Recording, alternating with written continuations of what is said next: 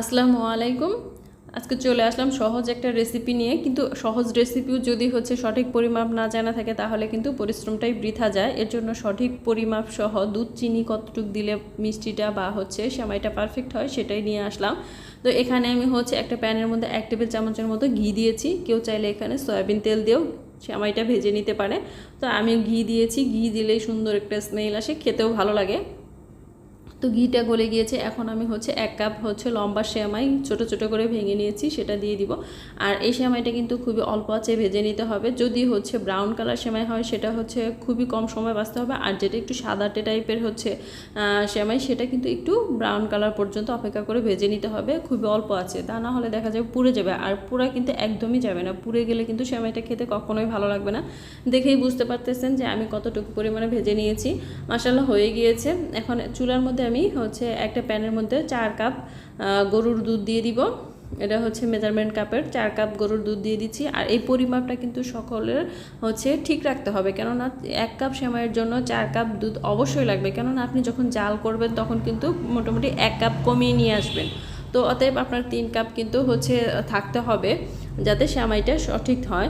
তো এর মধ্যে এখন সুন্দর গ্রানের জন্য দিয়ে দিচ্ছি 2টা এলাচ, 2 খণ্ড দারচিনি আর একটা তেজপাতা। আর এলাচ আমি 2টা দিচ্ছি, মাথা ফাটিয়ে দিচ্ছি বিধায় আমি একটু কম করে দিয়ে দিয়েছি, যে ফাটানোর ফলে কিন্তু গ্রানটা বের হয়। আর যদি মাথা ফাটিয়ে না দেন তাহলে আরেকটু পরিমাণে বাড়িয়ে দিতে পারেন। তো চুলাটা জ্বালিয়ে দিয়েছি, এখন বলক চলে আসছে। আমি অল্প আছে কিছুক্ষণ জাল করে নেব যাতে এটা মোটামুটি 3 কাপের পর্যায়ে চলে আসে। তো অল্প আছে জাল করে নিলে তারপরে উপরে যে সরটা পড়বে সেটা নাড়াচাড়া দিয়ে ভেঙে দিবেন, যাতে সুন্দর একটা মালাই মালাই টাইপ আসে। আর এটা কিন্তু সেমাই খেতে খুবই ভালো লাগে। তো আমি এভাবে কয়েকবার ভেঙে দিয়েছি, দিয়ে মোটামুটি 3 কাপের পর্যায়ে চলে আসছে। এখন আমি সেমাইটা দিয়ে দিব, আর দিয়ে দিব চিনি। চিনি আমি 3/4 কাপ ইউজ করে দিয়ে দিয়েছি।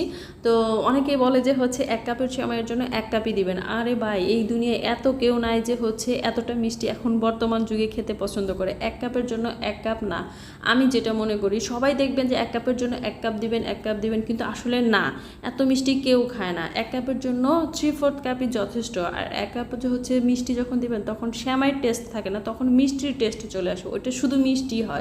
আর সেমাইয়ের যে একটা টেস্ট সেটা থাকে না।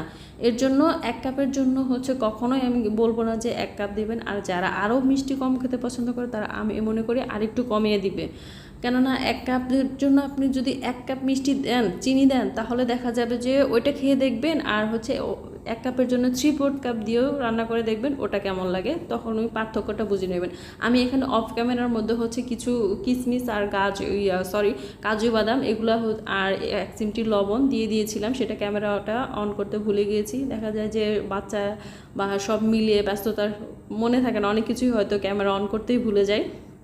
তো দিয়ে দিয়েছি। আর এটা আহামরি কিছু না যে না দেখে দিলেও কোনো সমস্যা হবে, তো নামমাত্র দিয়ে দিয়েছি।